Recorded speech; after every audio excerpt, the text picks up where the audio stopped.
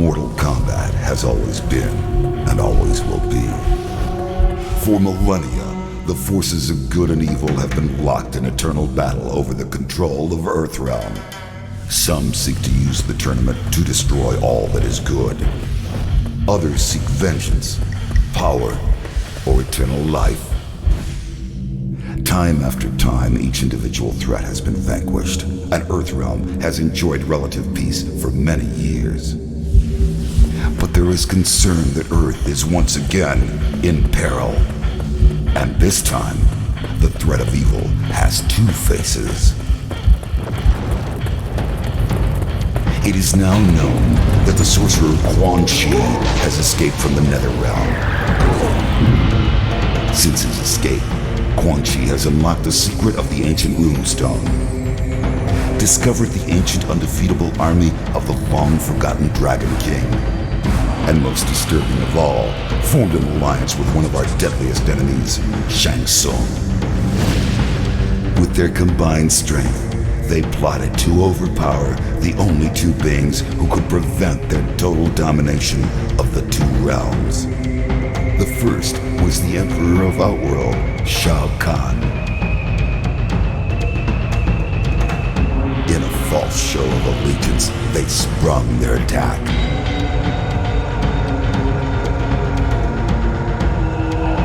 They then traveled to Earthrealm by way of a mystical portal known only to sorcerers and deities. There, they confronted Earth's mightiest warrior and champion of Mortal Kombat, Liu Kang. It has been Shang Tsung's desire to consume the soul of Earthrealm's greatest warrior.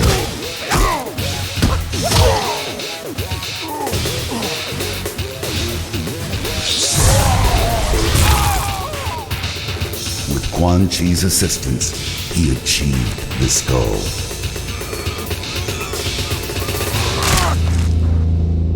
Liu Kang is dead.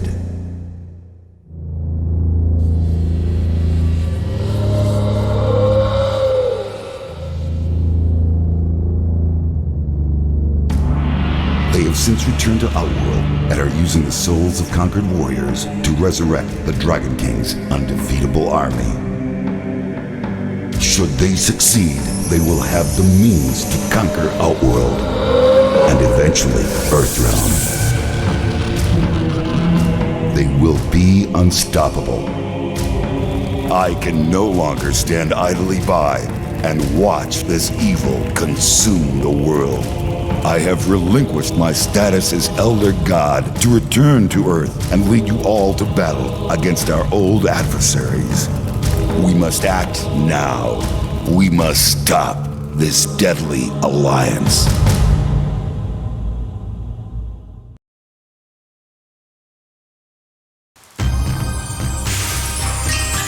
It is time, young warrior, for you to begin your worldly training.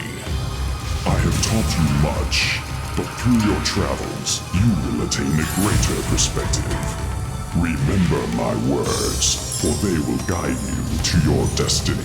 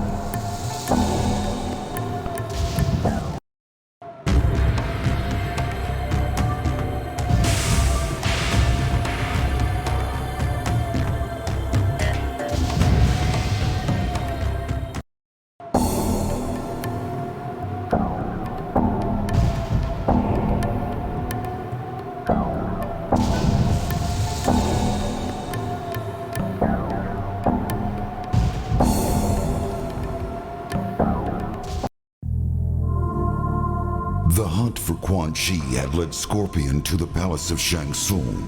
Scorpion entered the palace through a hidden passage.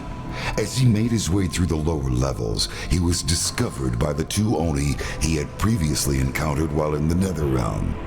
Shang Tsung had secretly allied with Moloch and Drahmin as a backup defense against Quanchi. The two Oni had been hidden in an underground chamber and were periodically fed mortals to keep them satisfied. Scorpion fought well, but was overpowered by Moloch and Drahmin. Although they could not consume the ninja Spectre, they devised another means for eliminating their foe that would satisfy their cruel nature. The Oni brought Scorpion before the portal to the heavens that Shang Tsung had tapped as a source of limitless souls. They hurled him into the Solnado, and his hellspawn body was ripped apart by the purity of that realm.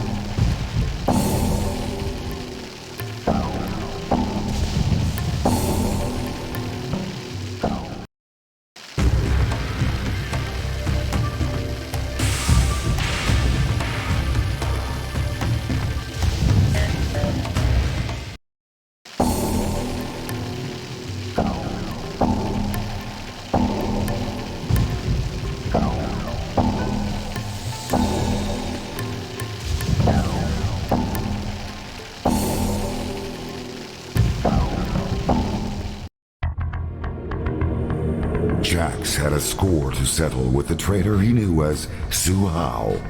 Now revealed to be a member of the Red Dragon, Hsu Hao had infiltrated the Special Forces Outer World Investigation Agency and destroyed it with a miniature nuclear weapon.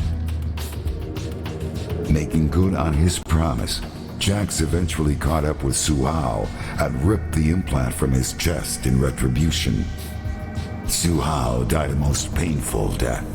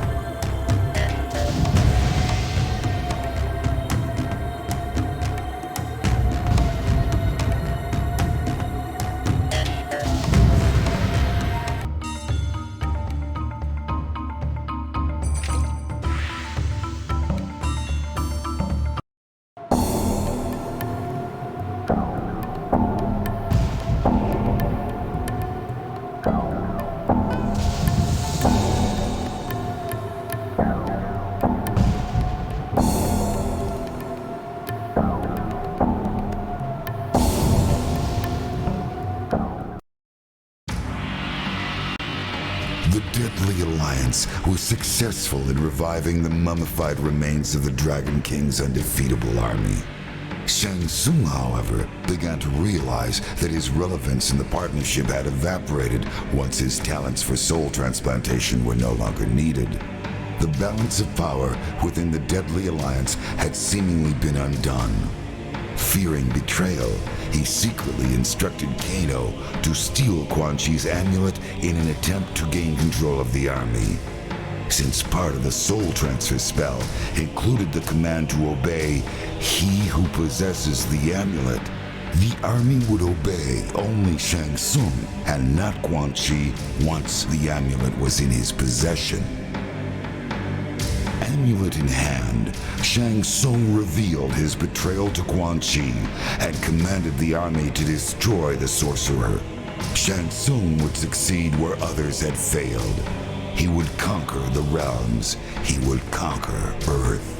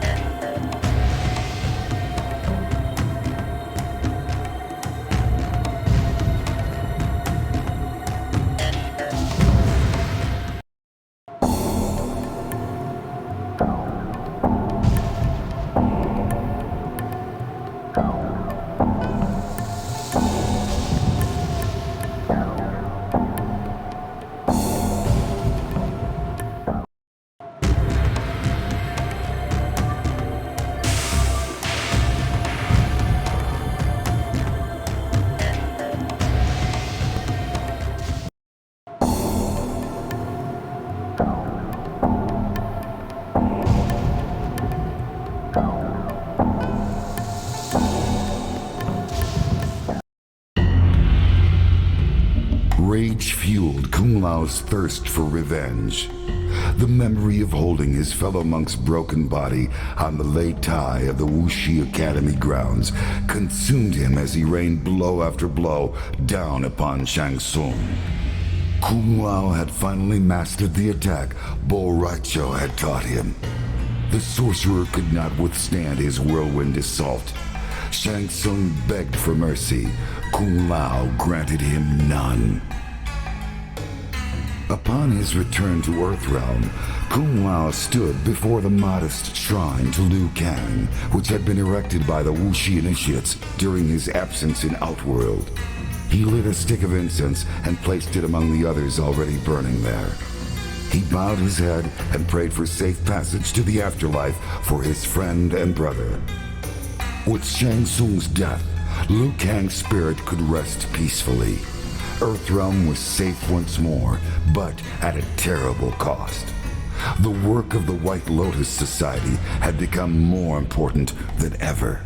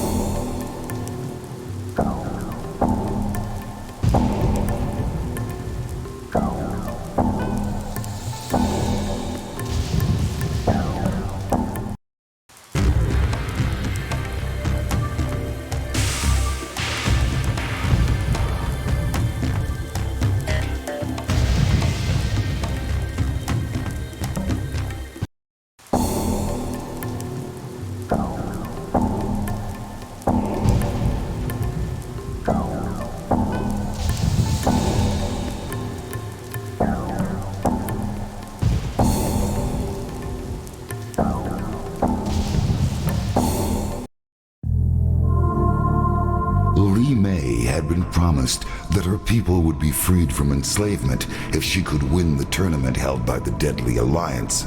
Now that she had emerged victorious, the true purpose behind the tournament was finally revealed to her. Her soul would be the last one Shang Tsung needed to completely revive the Dragon King's lost army. Her people would never be freed, and Li Mei herself would remain trapped inside the mummified remains of a dead soldier, cursed to serve the Deadly Alliance forever.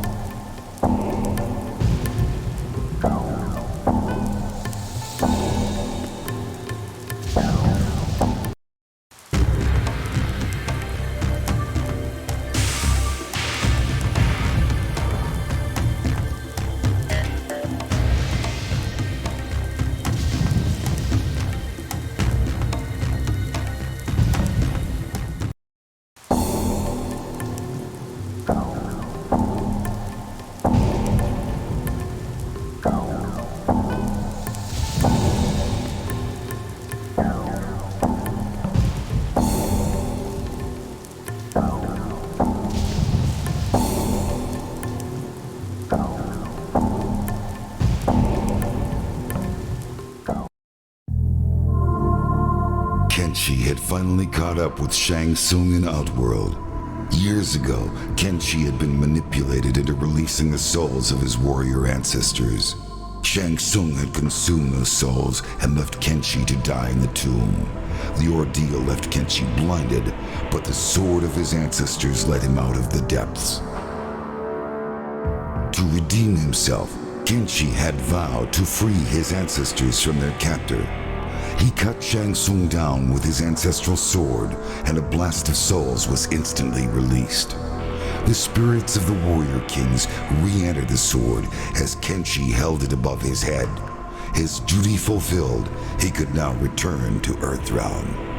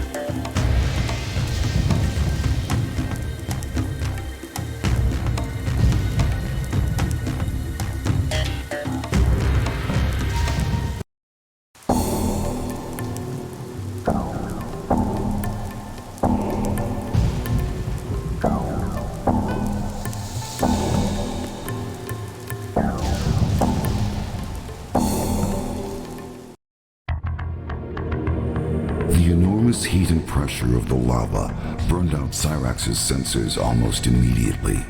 He cast about blindly in the infernal pit, searching for the orb Nitara had sent him to locate. Cyrax found it resting upon a small submerged pedestal beneath the molten depths.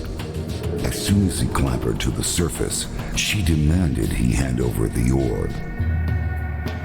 Nitara had promised to return Cyrax to Earthrealm once the orb had been retrieved. Taking her necklace in hand, she uttered a mystical incantation. A swirling portal opened around Cyrax had he only had time for a solemn bow before he was swept into the gateway.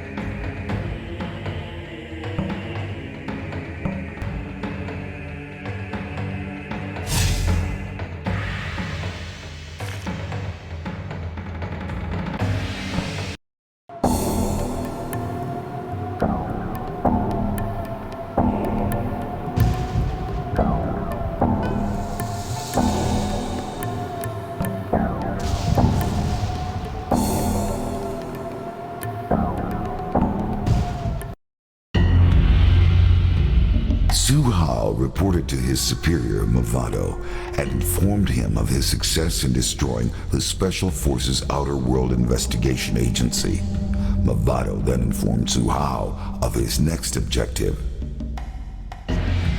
It seemed that Quanchi was proving to be a powerful ally and was willing to aid the Red Dragon in its quest for domination of Earth. In a show of good faith, Mavado agreed to destroy Quanchi's enemies. The sorcerer suspected betrayal from Shang Tsung. There was evidence that Shang Tsung had allied with the two Oni, known as Moloch and Drahmin. Hsu Hao's new orders were to eliminate the sorcerer Shang Tsung before the Oni eliminated Quanchi.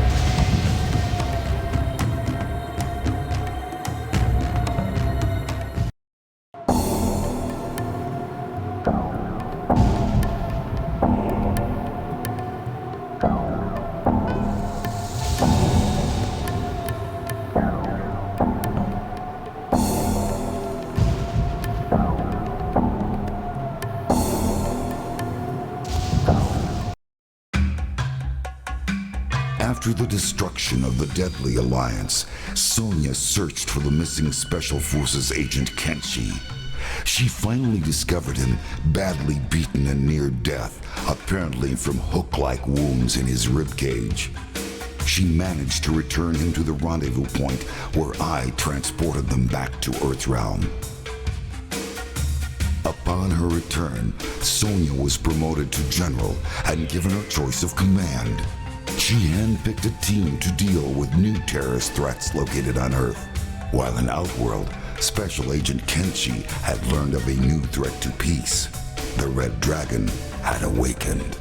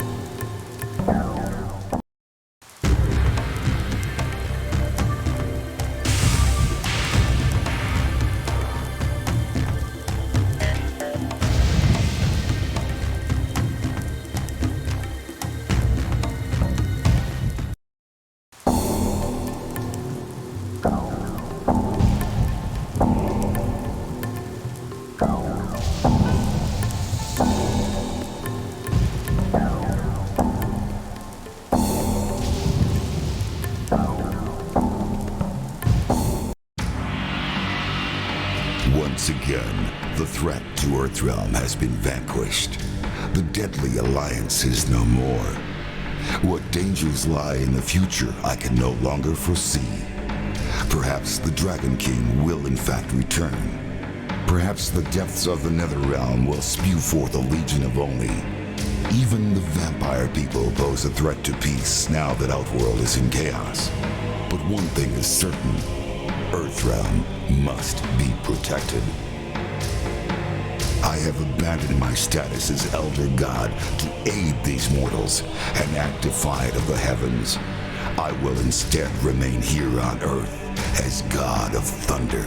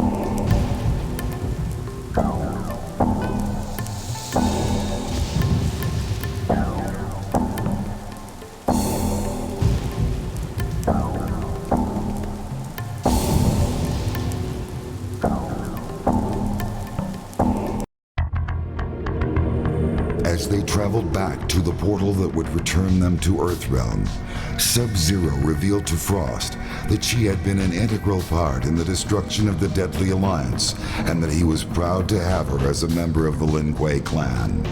But unknown to Sub-Zero, Frost's true intention for joining the Lin Kuei was to become Grandmaster herself. She used her Ice Blast to temporarily immobilize him and rip the Dragon Medallion from his chest. As she held the medallion, she felt power surge through her body. Lacking the strength and discipline required to control the medallion's immense power, she was consumed by her own freezing ability.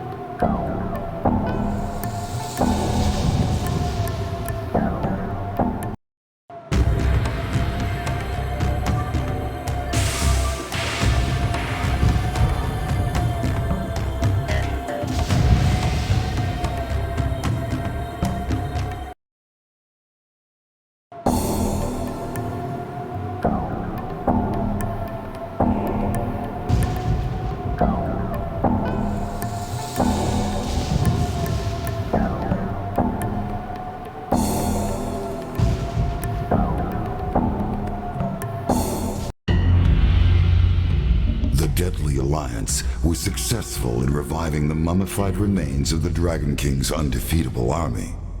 It would appear that nothing could stand in the way of Shang Tsung and Quanchi as they began their domination of the realms. Unfortunately for Shang Tsung, however, Quanchi had no further need for the partnership.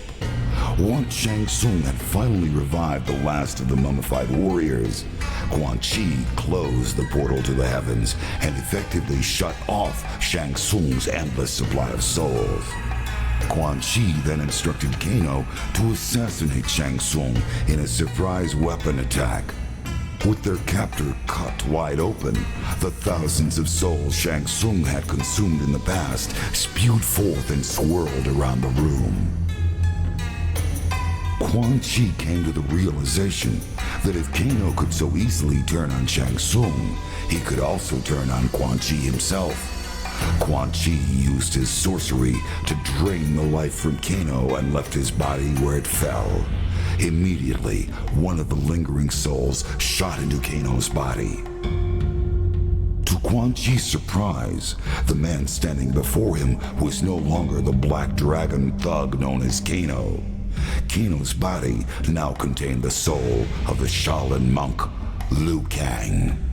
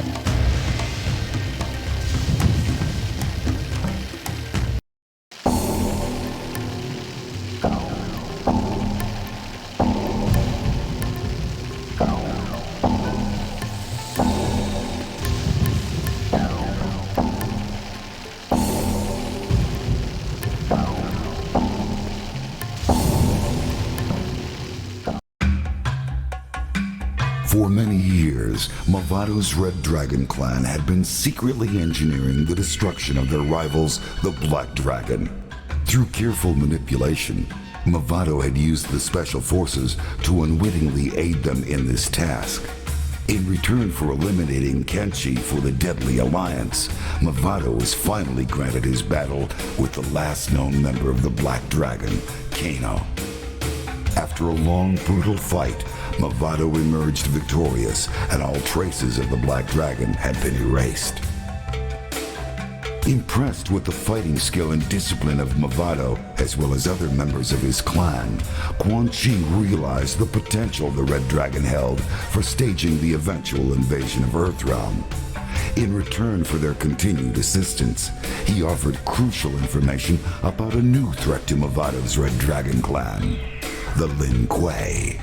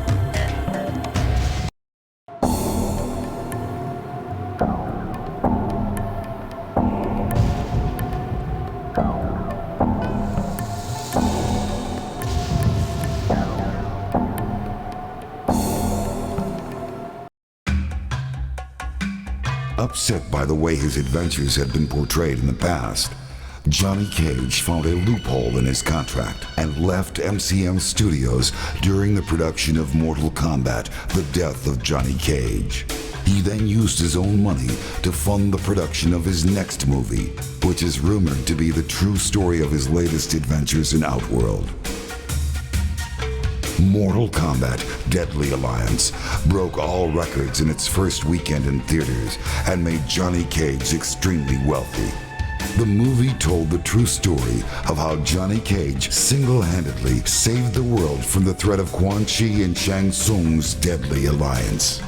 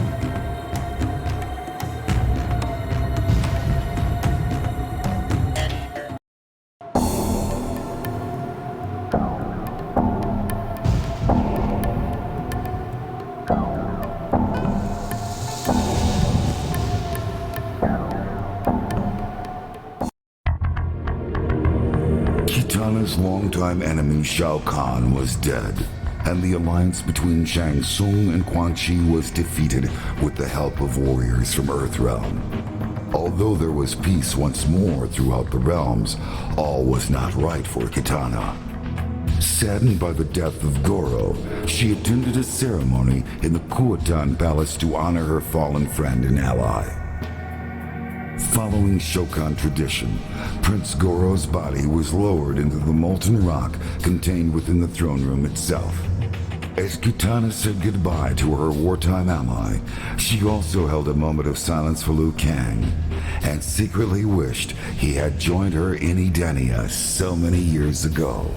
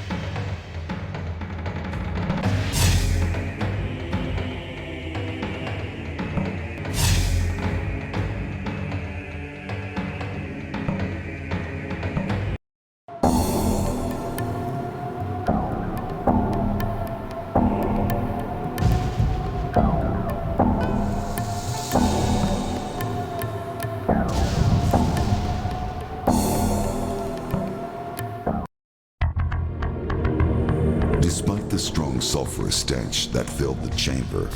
Reptile could smell that Nitara and Cyrax had been there recently. There was no sign of them now, except for some scattered glass shards and a residual trace of strong magical energies. His revenge would have to wait.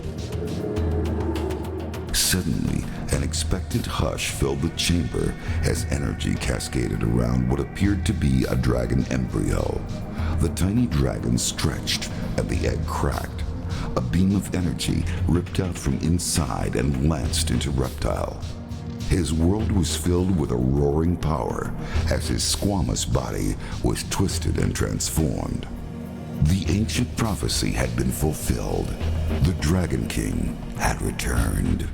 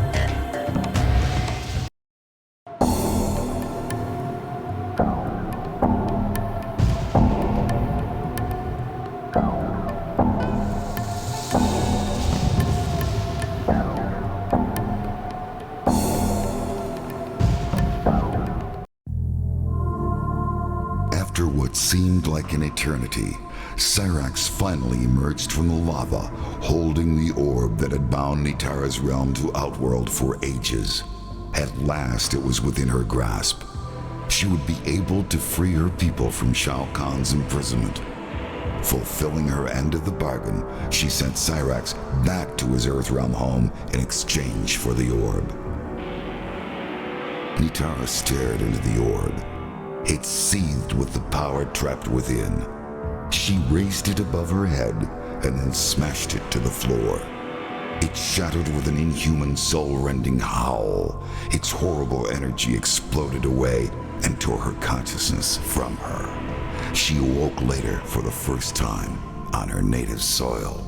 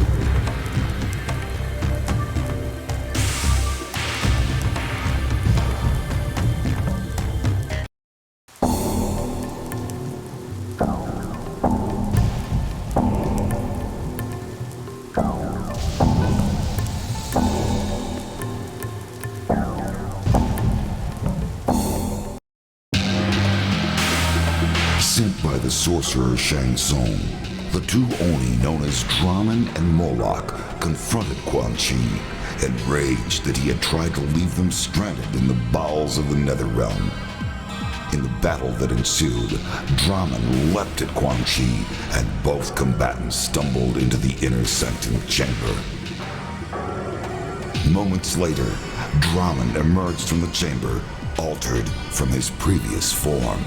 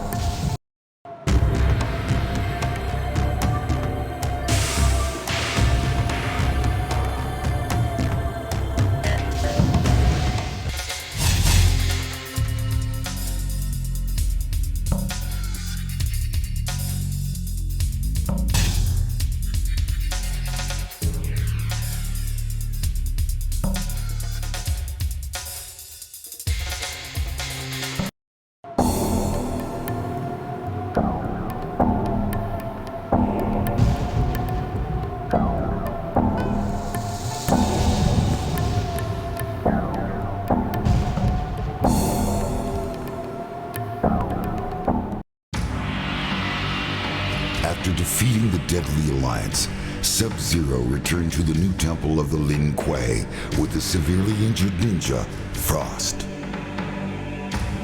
A short time later, I visited the temple to commend him for his victory in Outworld and to express my gratitude for all his assistance. With Sub-Zero now the Grand Master of the Lin Kuei, Earthrealm will be well protected.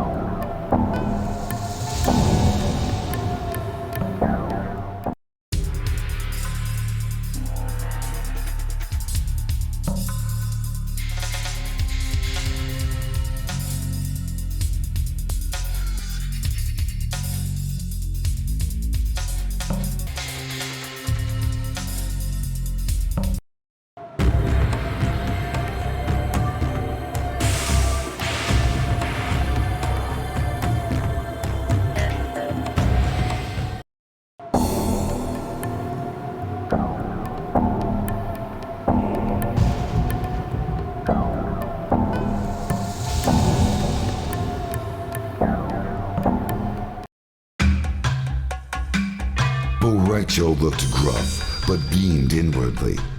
With their victory over the deadly alliance complete, he and Kung Lao had liberated Outworld from its latest threat.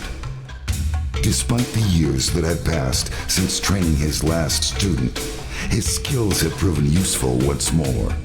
He was elated, but it would be inappropriate to express such emotions in front of his newest apprentice.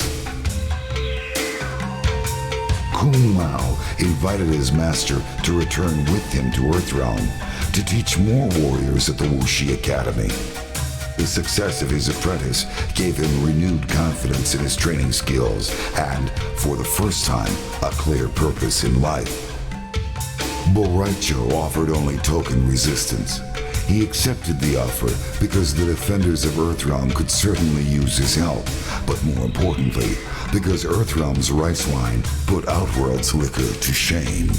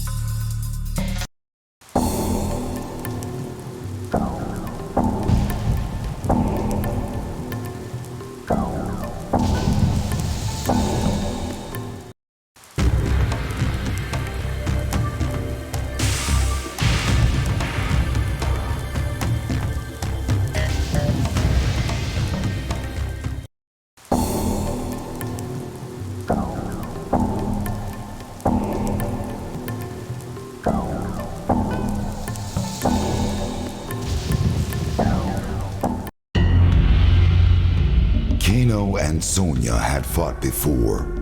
Although Kano was humiliated by his defeat at her hands so many years ago, this time the outcome would be different. Kano had stolen Quanchi's amulet at the request of Shang Tsung. With the amulet in his possession, Kano came to the realization that he was now in total control of the revived undefeatable army. Rather than hand the amulet and the army over to Shang Tsung, Kano kept them for himself and used the army to ambush Sonya, ending their long rivalry once and for all.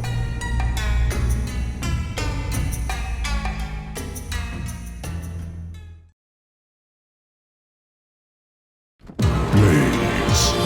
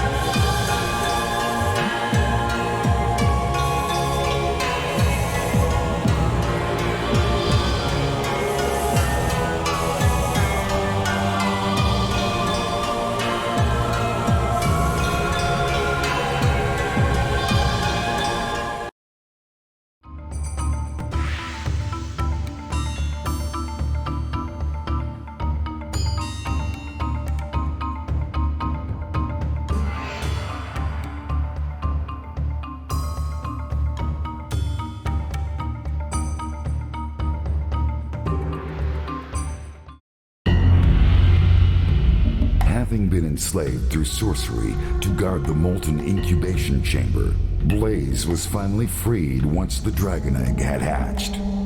He then resumed the quest he had undertaken before being subdued by his captors.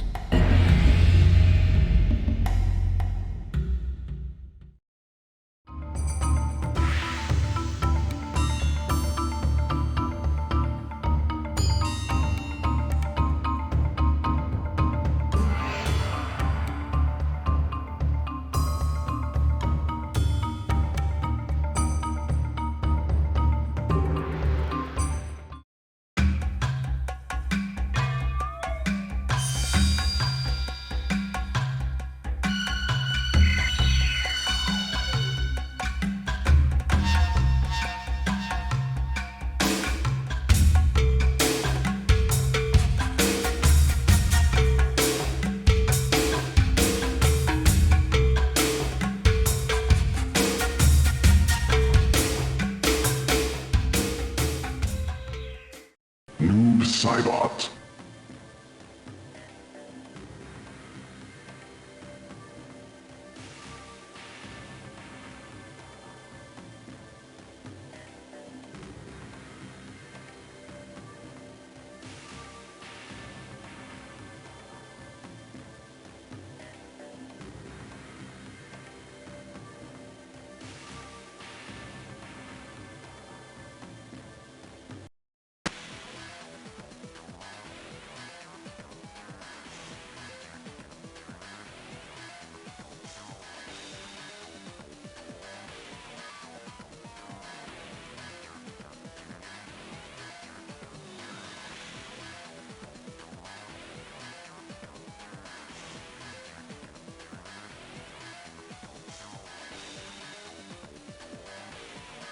Sareena.